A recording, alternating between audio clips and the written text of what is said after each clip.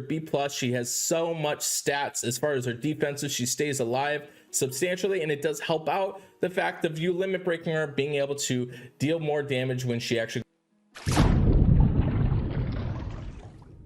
Thanks for checking out the video. You guys asked for it. I'm making the video for it. I just made a video on the top heroes to limit break in blue. Here's it in red. And just to give you a little brief rundown, this is going to be from C all the way to A plus. I've also got 3 stars and 4 stars in here that you absolutely need to limit break. So make sure you subscribe to the channel. Let me know in the comments, do you want me to do this for the other colors? I appreciate it. Diving into this, it's going to be going from C all the way to A plus. I've got a ton of heroes to go through, and I promise I'm gonna make this really quick for you.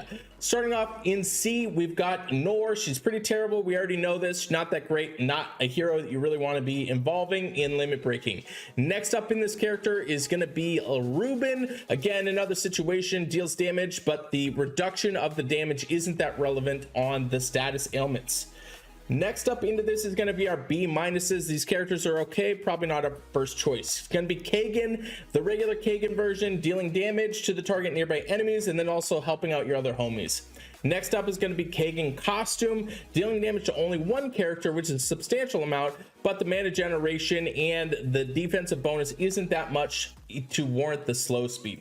I'm super excited to tell you about the sponsor of this video, Raid Shadow Legends. The updates that they make in this game after listening to the community are insane. I'll tell you about that in a sec, but before I do, you gotta download Raid Shadow Legends right now because it helps me out a ton. I talk a lot about the champions in this game, but I gotta tell you about this epic boss. Her name is Sylvania, guardian of the Spirit Keep, and as the folklore goes, she got betrayed by the elves of Arvaria. Her family used to speak to the spirits on behalf of the queen, but the elves had a sort of cultural renaissance to start getting rid of all the people they didn't like. So Sylvania came home to her family, just gone. After that, they went off on her own. She doesn't want to share the magic of her spirits anymore. Still, we need those sweet, sweet potions, so you've got to learn how to defeat her. She heals a ton, so you have to drop a healing reduction debuff on her. You also have to find a way to remove her defensive buffs. After that, you can slay her dead.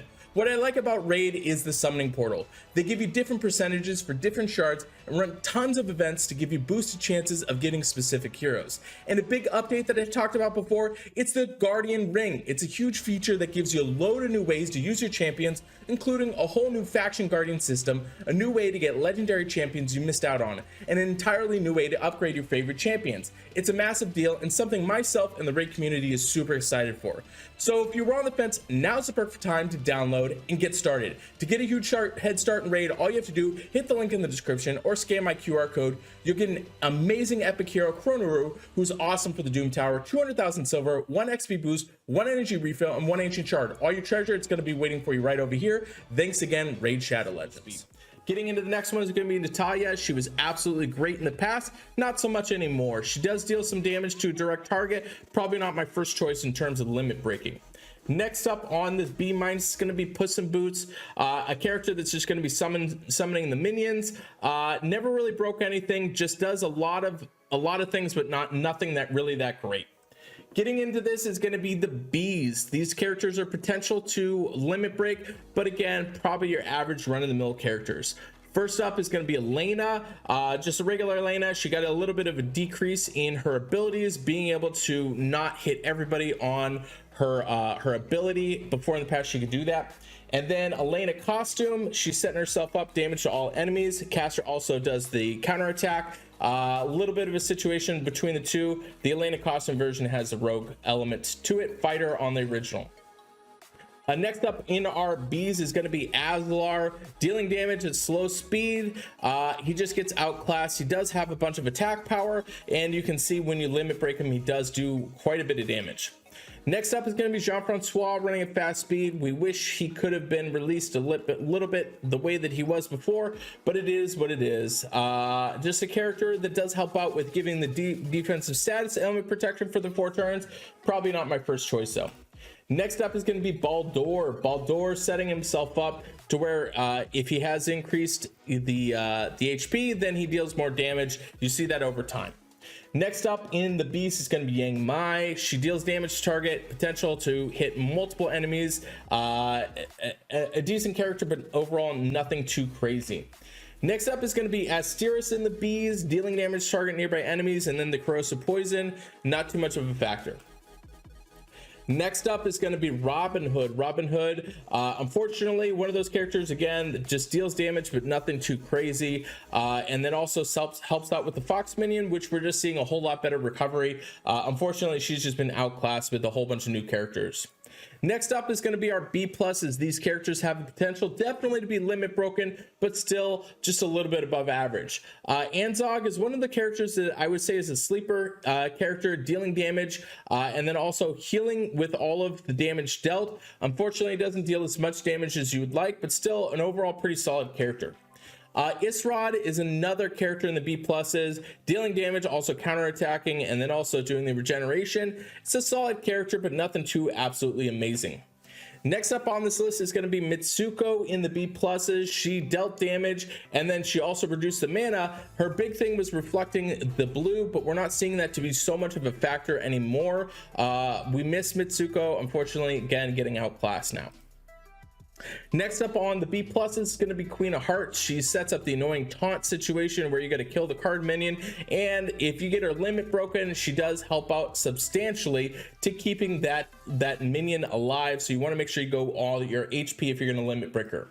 Next up is going to be Russell, new character. We're going to hopefully see more usage out of him with so much dodge and getting out of the way and stuff like that. I do love that Russell just says, I don't care, I'm just going to deal damage to the target and just kill anything that is troublesome. So decent character potential.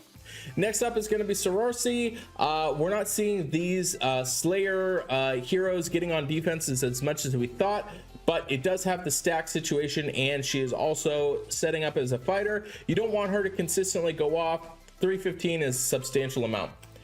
Next up is going to be Zenobia. Her biggest drawback is the fact that she runs at average speed versus Jabberwock at fast speed, but still a solid situation. She is absolutely amazing and essential against the Titans, so maybe that's a situation where you can consider limit breaking her, but I don't know if you really need to. Next up on this list is going to be Marjana, classic. I do like this character, B+. She has so much stats as far as her defenses. She stays alive substantially, and it does help out the fact of you limit breaking her, being able to deal more damage when she actually goes off. Next up is going to be Grazul, being able to bounce out of the way of status ailments, setting herself up to where she just counteracts Alfreaky at very fast speed. Does help out. Obviously, you're still getting the reduced life total, but so you're not murdering your guys with the status ailment. So I do like Grazul quite a bit. Next up on this list is going to be Ares. Ares has a situation where, again, another character that's followed a little bit, having the increase on the attack, and then also the caster nearby allies with a critical chance does help out. Unfortunately, outclassed a bit. Next up is going to be our A minuses. These are characters that you should definitely consider. Definitely above average, really great characters. So Guardian Kong is going to be first on this list. Again, another underrated character. I do love the dispelling of the status ailments from all allies, and then average speed dealing damage to all enemies. It's a substantial amount of damage, and then limit broken does help out quite a bit. Next up on this list in the A minus is going to be Natalya. Being able to have the revive situation on herself on the first charge, and then reviving potentially everybody in red as a revive is really, really awesome. Could be considered. You got to watch out for the magic speed on the very fast, but still a great character. Next up on the A minus is going to be Zimkita. I love this character a lot, dealing damage to all the enemies and then increasing the attack power, and then also dispelling any situation going up against you. Next up is going to be Captain Nemo. Captain Nemo definitely deals a substantial amount of damage, 821 on the attack power, not to mention he also has a 20% mana at the start, but the big draw is going to be the 600% damage. If he has a defensive decrease or anything bad on him, he just murders your crew. So I do like this character quite a bit. Next up on the A minus is going to be Emilio, an interesting character. We'll see if he starts making his way on defenses a little bit more, but just an awesome situation. If you pair him with some other reds, you're in a situation to where you're dealing a whole bunch of fire, burn damage, and then also the immunity for 3 turns. With him being at very fast, that is relevant for the immunity at 3 turns. That's the biggest draw to be using him. Next up is going to be Tyr. Tyr does have the ability to revive himself, not only as a fighter class, but in his ability himself. And I've heard reports of him just murdering everybody by himself. So consider a character to consider. Myself, I haven't really found too much of an issue going up against him on defense, but a lot of people really love him on offense. Next up is going to be Lady Loki, just a catch-all that sets herself up to, if they got anything wild going on with you know, if anything bad is going on with your guys, she just takes all of that and throws it on the enemy. Really cool consideration there. Not to mention at fighter, I do like that quite a bit. And then also Gefron, this whipping lady just deals damage, a ton of damage. You wouldn't expect it. Steals any minions and then just deals a murderous amount. I do love Gefron quite a bit. Next up is going to be Santa Claus. I do like him because he's setting himself up to where he's dealing damage to all enemies and then summoning a minion, and then also giving negative stat effects to all enemies. So he has a slow speed issue, but when you get him limit broken, he does stay alive quite a bit. So the next section of this is going to be the 3 stars. I kind of broke them down. I would say must have. These are characters that I would definitely recommend limit breaking. If you've got the extra limit breakers available, I would do these. So first up is going to be, one of them in the A's is going to be Jahangar. I do like this character at being able to use him in a lot of different situations. He just ends up murdering things quite a bit. I don't like him when he goes off ever. Next up are the A's in the 4 stars. These are again characters that you should definitely consider leveling up and limit breaking. Gormek costume, the ability to destroy all minions and then deal damage after the fact is going to be really cool, and then recovering HP after. Next up is one of the lower rated ones, but I absolutely love Scarlet. Scarlet has 767 on her attack, and then you can see she just gets limit broken, goes crazy. Guys, if you're watching this content and you like it, please make sure you subscribe, turn the likes on, turn the notifications on. Yeah, make sure you turn the likes on. I do need that quite a bit. And it really helps me out a lot. So next up is going to be the 3 stars. These 3 stars are absolutely essential. This is going to be the A+ 3 stars. These are characters that I'm going to limit break if I haven't already.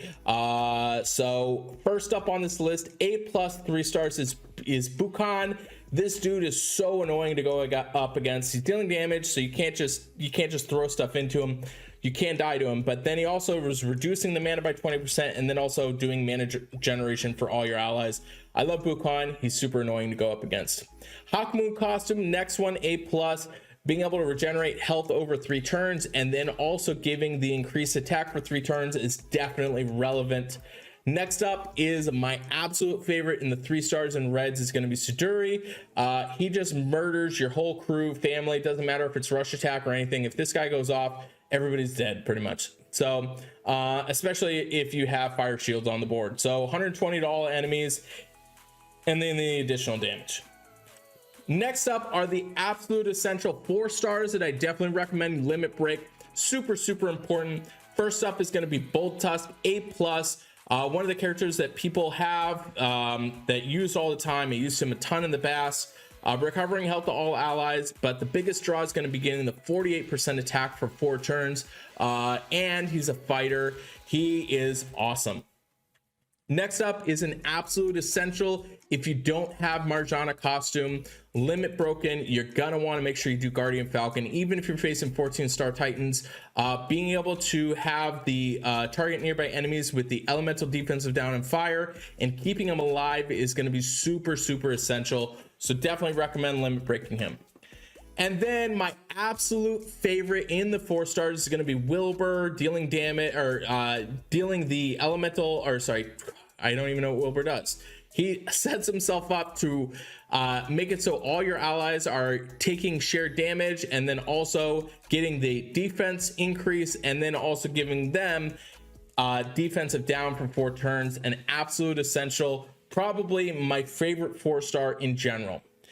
Next up is going to be all the A's. So these are the A's and 5 stars. Strong consideration for you to limit break them. Definitely great characters all around.